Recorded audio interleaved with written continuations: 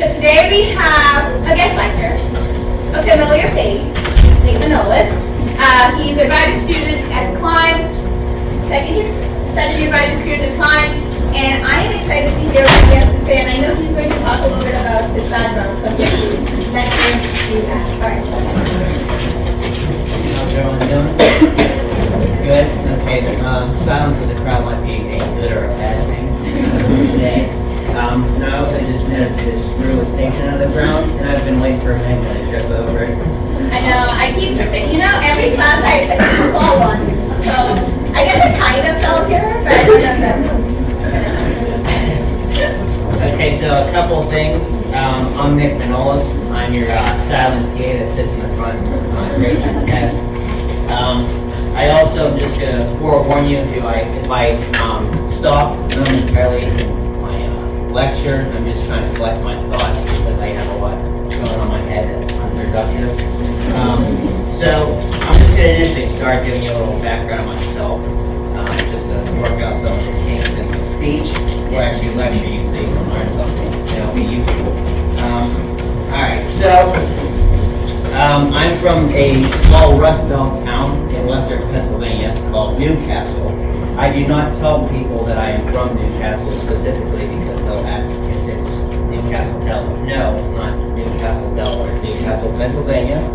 I usually tell them I'm either in the greater Pittsburgh area or that I live 15 miles east of Youngstown, Ohio. Typically, most western Pennsylvania towns, Newcastle, border Ohio, much like how Philly is with New Jersey.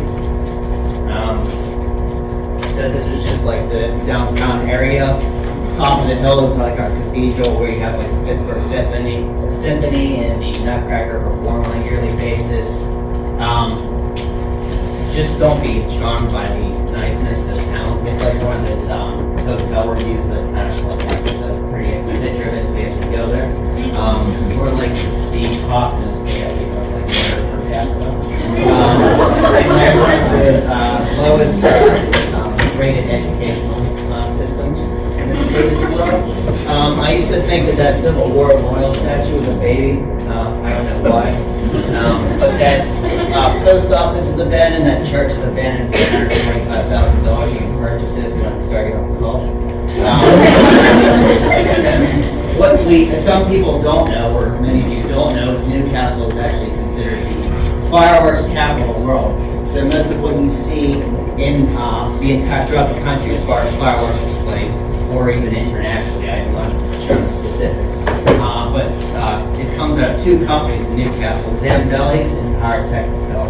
Zambelli's actually, their factory exploded about 15 years ago, and we actually thought that I think their bomb went off, and that actually shattered some windows about 10 miles away from it.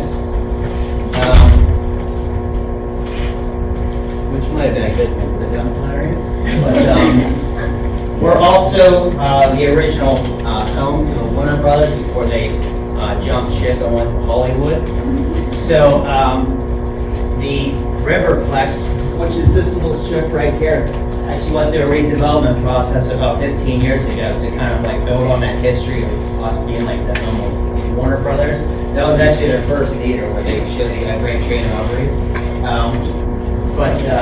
Yeah, the change of mayor completely had that ship crash pretty quickly. It was supposed to be with restaurants, Nickelodeon Theater, a comedy club. Nice things to get a sudden economic city going, like I felt developing Newcastle. We were also the second largest growing city from New York City at one time. Go figure. So like I said, it's about 45-50 miles north of Pittsburgh, which I used to consider my second home, but I think Philly's taken that spot because I've actually lived here, unlike Pittsburgh, where I was just familiar with the area. But I did a lot of growing up there nonetheless. It's also the city of champions. So it's a bad at Philly sports. Sorry. So I initially grew up in the city of Newcastle, but my family, we purchased land out in New Wilmington, in Shannock Township, right outside of Newcastle. So we started with 10 acres, and my dad purchased another 35, and just recently purchased 10 more. So it's a total of 55 acres of land. I spent most of my weekends when I was a little out there clearing forests. It was heavily thickened forest with like old hawthorn trees and whatnot. So my brother and I mostly spent time out there with my dad chainsawing trees and growing them into a large fire pit. And then you can see the clearing nowadays as a result of that. We also built a barn which was in 2005, finished in 2005 with Amishmen built it. That's my redhead mom over there. Top right-hand corner, so a little bit to the right of that picture, is our apple orchard that my dad maintains. There's also a little beekeeping unit that he harvested about 8 tons of honey last year. And then there's also just blueberries and raspberries in that little flower garden area. And then the bottom part is just a duck house and chicken coop. That's nice in my apartment. This is just a house that was down the hill from the farm. Since we're all moved out of the house and my parents moved out of the house, so I flipped that for them a couple of summers ago to help somebody else and I'll look up to my dad. And they now live in there. And probably will move in there if I ever move back home. So a little bit of my educational background. I was not a good student. I was bottom 3 in my high school class, and they do give you records out where I come from, just not publicly. Yeah, I barely passed high school. I did not study for tests. I just did homework and did projects. That's all I got through. I spent a year in a branch campus at a community college taking prep classes because I couldn't get into accredited classes. So I spent a whole year taking courses that don't transfer over. So I think in total I wound up with 6 credits before I moved on to Point Park University, which is in downtown Pittsburgh. I was going there for film school, but like I tell Magna and Tahita, I don't like working with people.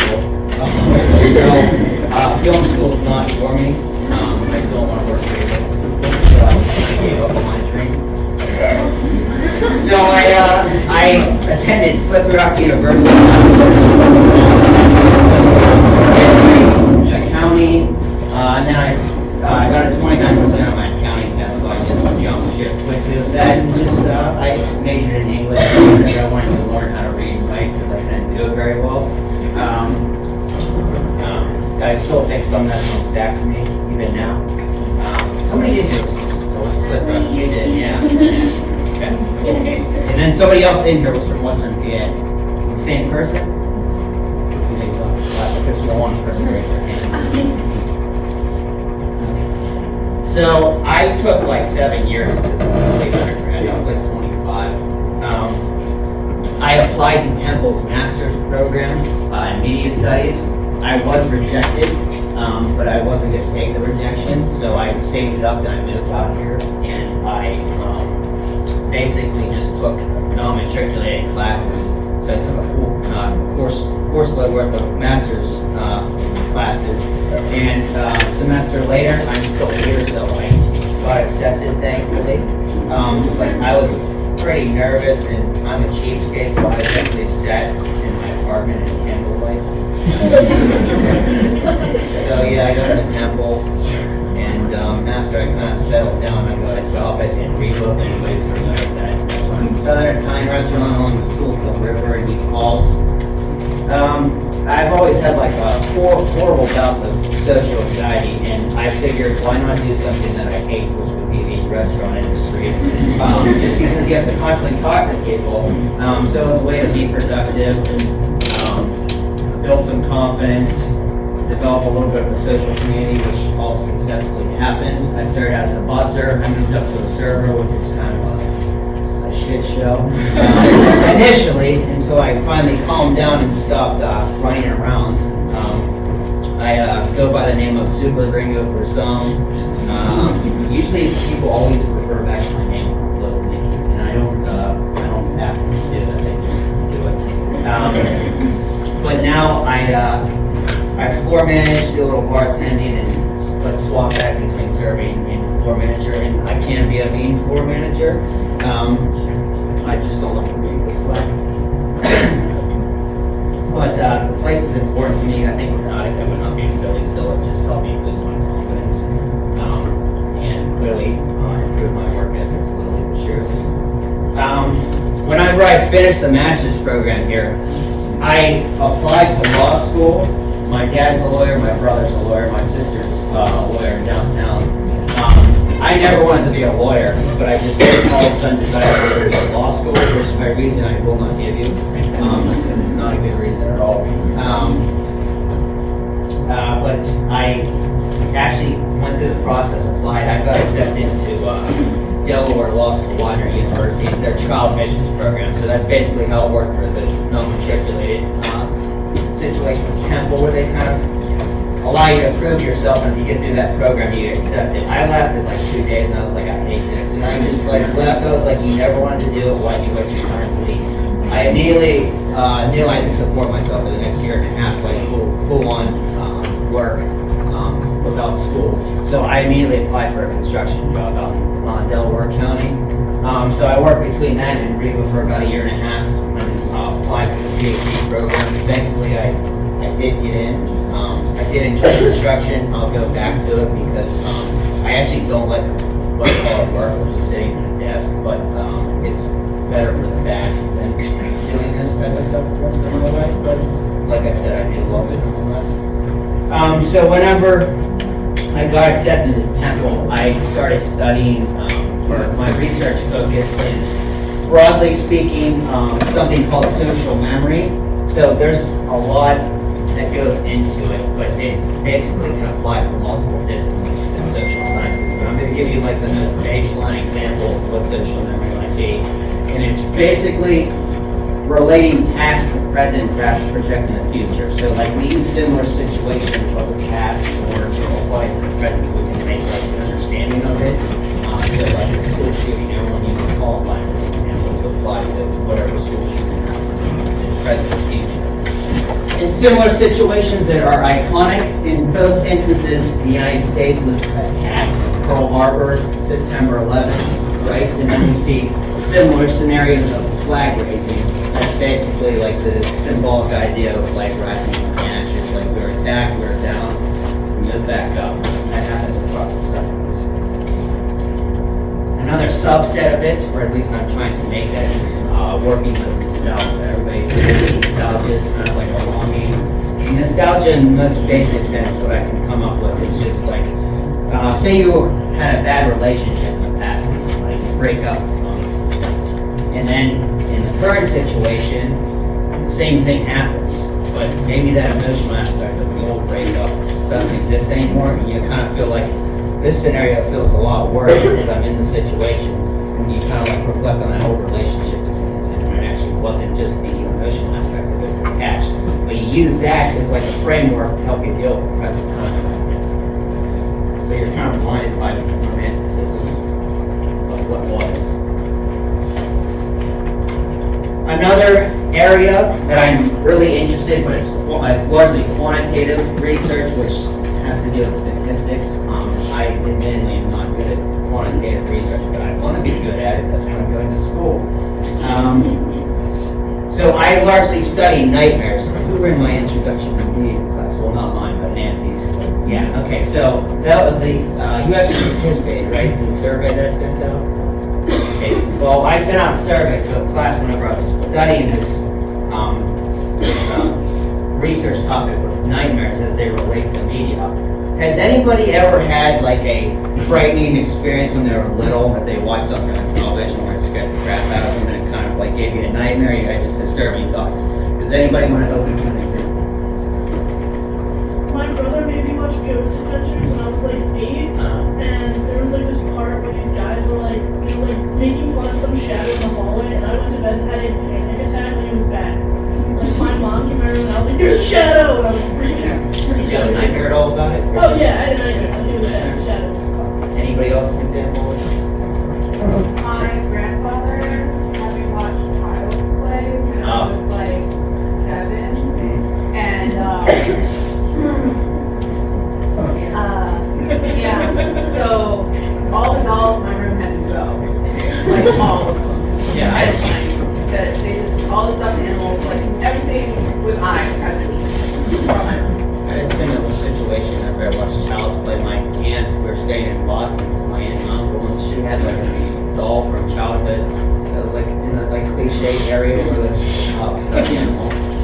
the one like that was just posted his little beady eyes. Can't get rid of it. My brother, not like that. Jump up and murder us while I'm sleeping. But from those examples, I drew a little map of how the study went. So imagine those fear-induced experiences that you have. I related to potential for your general anxiety. Maybe it's just an underlay of it after the fact. Like you grow up, you kind of know it's fake, but it sticks with you in some way, shape, or form. Maybe it amplifies that feeling of death anxiety, which is general anxiety. And it might do that by a theory called narrative transportability, which is just like an advertisement theory. You ever hear like a jingle that kind of like, you know, you can apply to a brand throughout your whole life, like they said, impactful, it kind of is a part of you.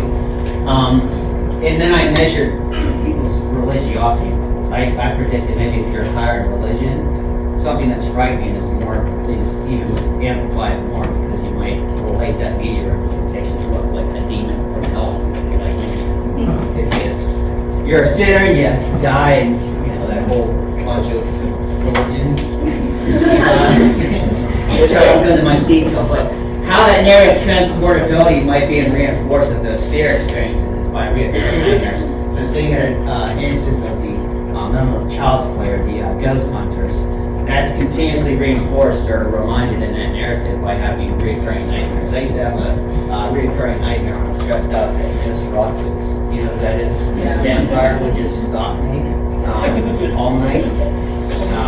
Or to eat it. I told her about some sleep paralysis instances I had where the girl from the Rain, the white-haired girl, was just floating in front of my stove for about an hour and a half because I was trying to get up and I couldn't because I wanted to try and punch her. But now that we're through that, I hope that was clear enough. We went over a little bit of what corporate social responsibility was, and that's usually a volunteer basis thing to make companies look good. I want to give you one piece of life advice. Do not, by any circumstance, don't even try and practice this either. This idea of oftentimes considering that you're good when you actually don't care. I can't stand it sometimes if you look into some of these corporate social responsibility campaigns. Never trust something by its cuteness, what they're trying to do, or their innocence, helping others. Is that maybe kind of cute?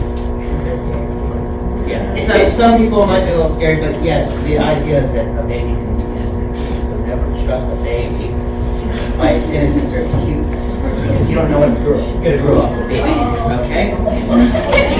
Same thing with corporate social responsibility. Do not know what's behind the curtain, which I'm going to get into the next part of my lecture. The art of mysticism. So, Hitler clearly had to build his character up as this essential figure. Okay? Hitler came from a broken background, was a terribly social anxiety-ridden individual who could not basically carry a conversation. Poor, homeless. Most people know that he was rejected by art school, which is the one thing he wanted to do.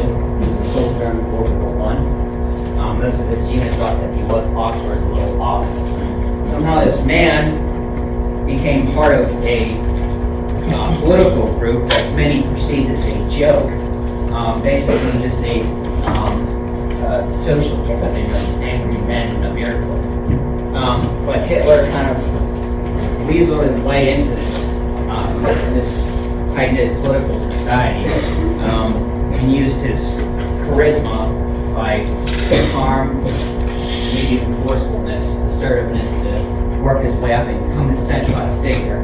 So if you see some of those flash shots, that's actually like a public relations team or a propaganda team working to basically stir his ego and find positions like how he can convey power.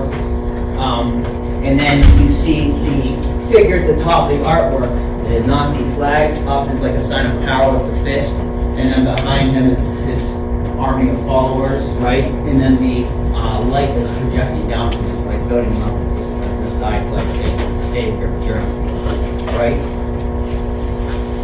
And by using such images like these of this idea of this 1,000-year Reich, right? This mysticism built up that there's an Aryan race that exists that's just this racially purified race that's Nordic, powerful, almighty. And they're all centralized within this new vision of Germany, where it's this central society of just, I guess, absolute purity, whereas everybody outside of that realm is essentially a slave to that society.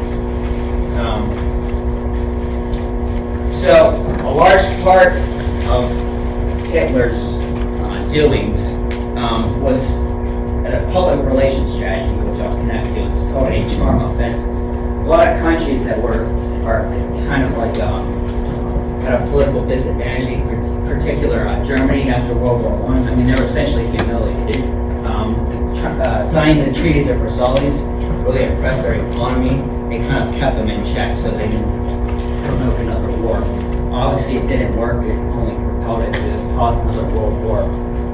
But in this charm offensives, which I'll just give you the direct definition of it. So, operates through visual appearance and sometimes through sensory deception. Hitler. Their concerted image campaigns wage in a variety of forms. So, forms of propaganda in the sense. So, they create momentary alliances. Temporary new constellations that help achieve a foreign policy goal without necessarily building on constructing any moral foundation. So clearly what Hitler was doing was not moral by any sense of imagination. And what he largely did with these charm offenses is that he would sign these non-aggression pacts with neighboring countries. And by the time he provided enough charm to them, come visit us, come look what we're doing, when those countries let down their guard is when he propagated this invasion with his military. He even did this with the Soviet Union after he kind of built up the Third Reich enough, signing a non-aggression pact with Joseph Stalin, the dictator of the Soviet Union, and eventually invaded him. So the big part of how I wanted to structure this lecture is by sort of giving you this broad sense. Okay? While it might not directly relate to public relations, I'm going to try to slowly build it down as we go along. So what's a huge part of public relations? You can just guess whatever you want to right now. I just want to know. If you came in blindly to public relations, had somewhat of an idea, just anybody? Sure. Anybody else? Way in the back. Building relationships. Right. All of that, but you're missing one thing. That's a very simplistic word. Forgetting it. If you want somebody to forget a terrible image that your company has, or if you want them to remember something good so they stick to that company, that's what largely is, I guess, formulate. You have to build a positive or wipe out the negative memory. So the first type of forgetting I'm going to go over with, which is the most extreme case, it's called repressive erasure. So I'm using, for example, the Russian Revolution of 1917. So the Russians were humiliated in the early 20th century when they lost to the Japanese in the Russo-Japanese War. The basically another political party known as the Bolsheviks perceived this government, and basically the general population, I would assume, this monarchist Christian right government of the Russian Empire was perceived as weak, led by Tsar Nicholas II. So they wanted to get rid of him. In doing so, created large propaganda campaigns. So you'll see like the Soviet figures and like the swallowing of this Christian right government to completely get rid of this image, install something new, and forget it completely. So you see like basically the murdering of priests, right?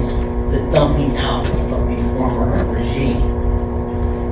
So Russia actually backed out of World War I to fight their own civil war. The Reds, being the Bolsheviks, eventually the Communists, and the Whites, which was just the leftovers of the monarchist Tsarist regime of Tsar Nicholas II. So, as history tells, the old Russian Empire was essentially taken over then by, or backed by Marxist ideas and Frederick Engels, I believe it is. And then its two leaders, first Vladimir Lenin and then the more infamous Joseph Stalin, to create this new identity and repress whatever of that old weak regime out of it. So anybody who is an enemy or perceived enemy of the Soviet Union is killed off. So all that is basically forgotten and completely wiped out in order to create this new identity and build a past that's just essentially Soviet Union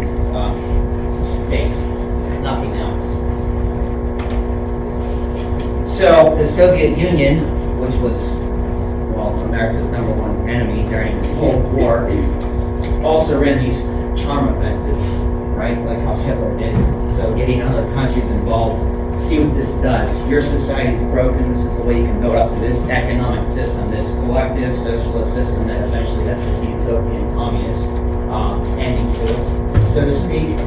So some of these charm offenses reflects on Mao's China. So Che Guevara, and then Fidel Castro in Cuba, Pol Pot regime in Cambodia, currently North Korea, and then stirred the Vietnam conflict, right?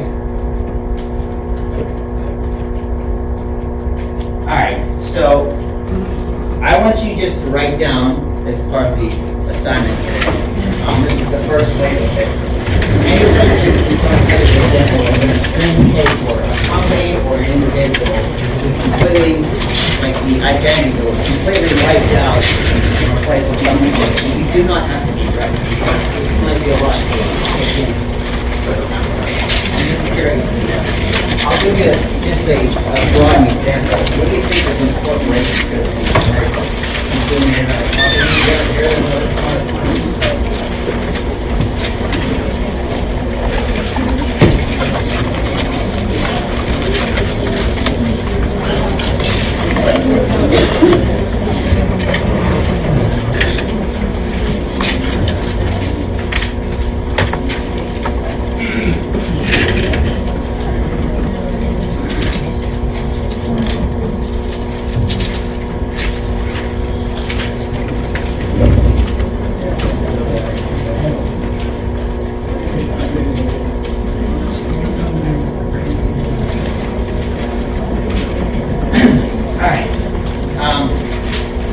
Does anyone want to share anything they might have written down? If not, we can move on. Snipes bought off, I want to say Kick USA, and like reading the brand, and like all the stores got closed. It was just like one day I was like driving past and it was like Snipes, and I was like, hello Snipes. And when you go on the website, it was like a merger, basically a buyout. But like, there's like, it's just gone. Right, they're forcing out. They just worked it out. They had a grand opening of a store that's been there for years. For like the new convenience store. They were just like talking about new promos, new company. And then the other weird thing, what I found weird was like employees that worked there, they did keep some, but there was a lot of employees that were upset because they fired a lot of people for different causes, and they were like hiring, and it happened at multiple locations. So it was just like, that was a bit weird. So I give you the most like extreme case of what repressive eraser is, so you could just kind of, I guess, burn it into your memory, that might resemble something else that's not so much extreme, but has a similar resemblance in some way, shape, or form. So the second type of forgetting sort of does overlap with the first one, repressive eraser, but it's more just descriptive forgetting. This is like largely what happened after basically Germany was defeated in World War II. So, German society, as a result of the defeat, was broken, right? No government in place after Hitler had killed himself and the Nazis were defeated. The place was in shambles. Mass amounts of homelessness, all sorts of horrible economic situations that basically prolonged itself for largely 10 years after the shapeshifted themselves pretty well. I actually would say go up until the late 80s, just because the Soviet government held half of Germany, the eastern side, and the west side was all the Western allies, America, Britain, you name it. If anybody doesn't know, that's actually that creepy picture of my grandma. In Germany, she survived through World War II bombings. Now she's addicted to QVC.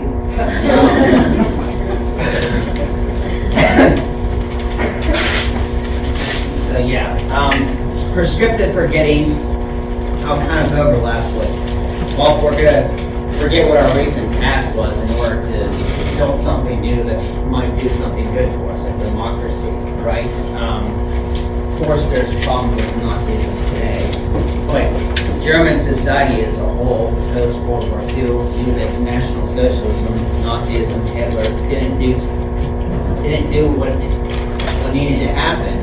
Millions of people were killed as a result. So, society, in this sense, or if you were to get a less extreme sense, collectively agrees you got to move on. We can remember that has happened, which Germany still knows happened, Nazism, but let's funnel into something else that's helpful to humanity, of democracy, right? So, ridding of Nazism and formulating a German democracy as it is today. I mean, Germany did the initiative of banning the swastika, which is a little known fact, was actually a symbol in Buddhism. But banning the swastika, most importantly, and then also banning Hitler's autobiographical piece of my account. I actually think they lived in the ban on that personally, but I don't take my word for it. The last bit of memory topic I'm going to go over is humiliated silence. So this does relate to Germany post World War II, where people kind of just humiliated silence, but this largely involves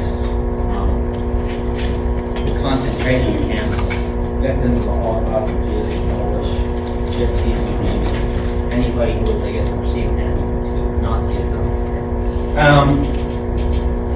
Well, the Nuremberg trials took place post World War II. A lot of personal Holocaust memory did not see the light of day, even from the American soldiers or Soviets who liberated the camps. It was not talked very much because there was this humiliating silence.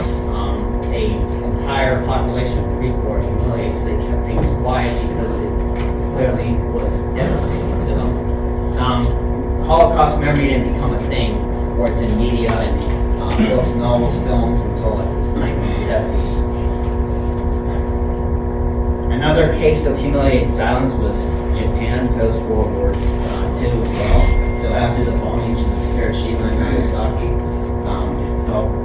the way that Japan has sort of collected this culture, even though there was a regime change, the defeat itself was humiliating.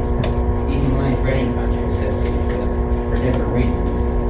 And largely because a lot of what the Japanese government did was break plenty of international laws with the treatment of prisoners in the Bataan Death March, and also in their invasion of China, killing millions and millions of innocent men, women, and children.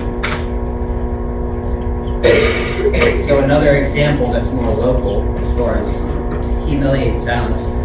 So I know nobody's from Western Pennsylvania. Does anybody know the Johnstown flood at all? Okay. Oh, you do. Cool. You do? Yeah, my dad was there. Oh, actually that was the third one. Unless your dad's born in the 1930s. The one in the 1930s was actually covered over because a lot of the attention was started with what was happening in Germany. And it also was outside of Johnstown. But this is the Johnstown flood of 1889. So Pittsburgh is known for being basically the steel capital of the United States, where like the wealthy 1% were from. So like, anybody heard of Carnegie Mellon University? So the Carnegies, Andrew Carnegie, I think Andrew Mellon's These rich individuals, these steel industry individuals, had a hunting and fishing club 14 miles upstream from Johnstown. So it's just like this land where the elites would gather and just, game and whatnot. There was a dam at the end of the lake that they built, but there was flaws in the dam that they never cared to repair because they're elites and they don't care about others. But eventually too much rainfall persisted and 20 million tons of water blasted through that dam, as you can see in the pictures, and killed about, it was a little over 2,000 people in the city of Johnstown, which was basically the Silicon Valley of the steel industry at the time. But these elites did nothing. They hid in silence as a way to see if it would blow up. But that's a large event the city of Johnstown is built. So, is anybody from Delaware County, Newtown Square, Delaware? Nobody's from Newtown Square? Does anybody know the DuPont name? John DuPont? I'll give you a little context.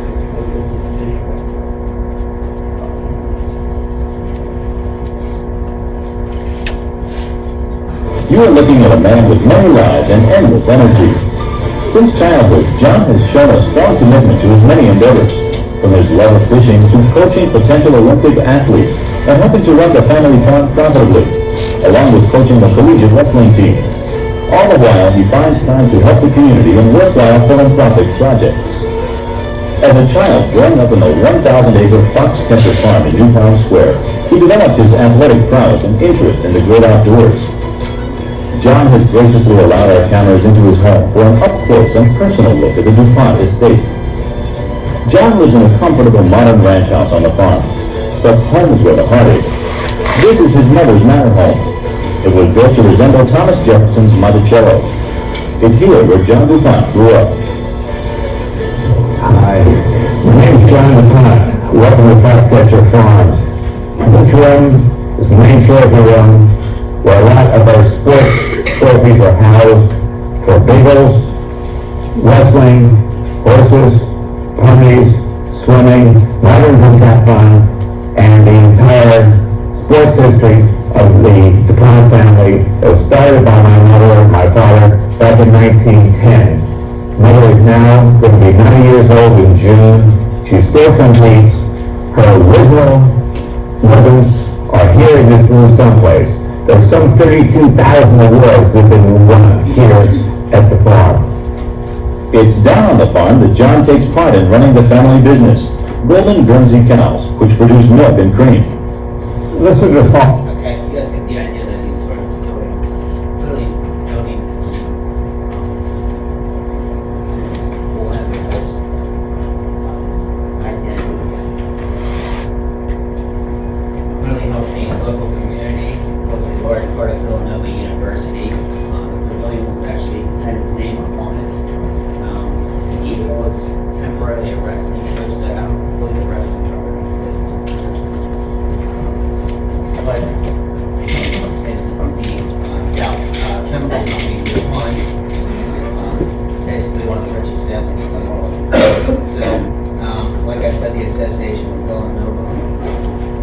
But as the story is told, and I think it was 1996, so the Fox Catcher Farm was basically an Olympic training ground. And John eventually murdered one of his Olympic wrestlers, David Schultz, out of cold blood. There's, if anybody knows the movie, with Steve Carell and Channing Tatum, and I believe Mark Ruffalo. Good movie. It's a little slow paced and a little bit accurate. And there's also two documentaries. There's one on Netflix and another one that's at ESPN 30 for 30. But John's name clearly, or the DuPont name was clearly tarnished a bit.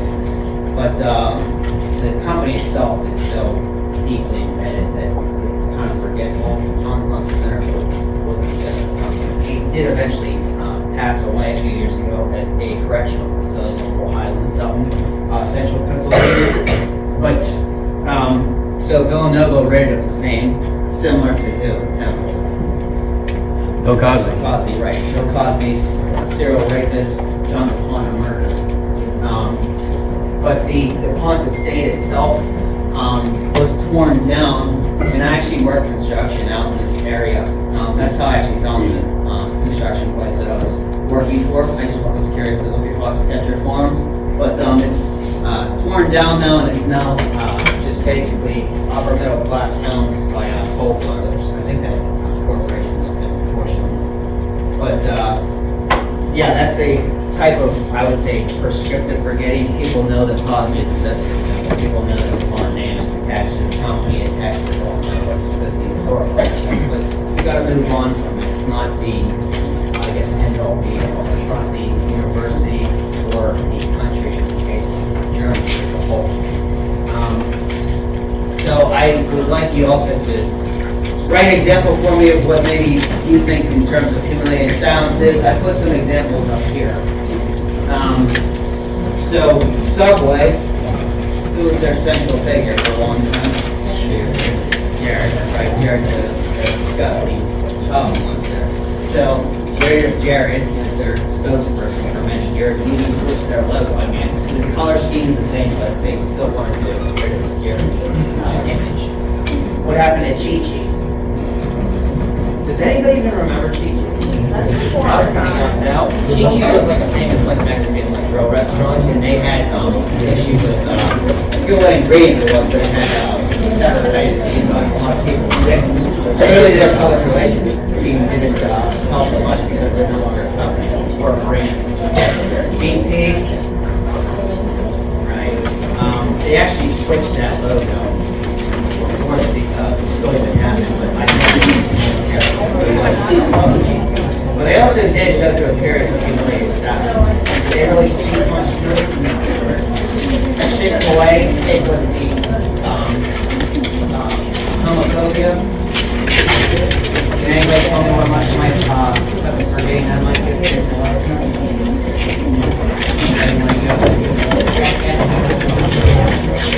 No? I would say it's probably like 38,000. They were quiet for a while, came out and apologized for a little while. Walmart, similar thing, discrimination, they switched their logo up. And I think that would be more similar. Okay, so, well, I also just wanted you to know any classes that I'm in, like I said, it does not have to be right. You can say whatever you need to. If that helps me, you can learn, then and I also want you to rip me apart. You can do it in a couple of sentences, by sentences, whatever you want to do. Tell me what I did wrong, did bad, both, I don't care. Anything else?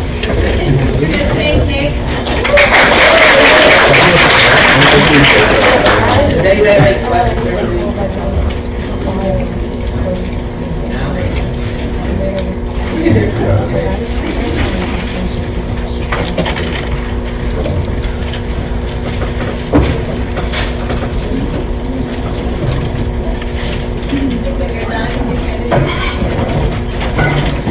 Alright, I'll see you all. Oh, I won't see you on Wednesday. Oh my god, I'm gonna see you again. But email me if you guys have any questions. Lou and Tom will be here on Wednesday talking about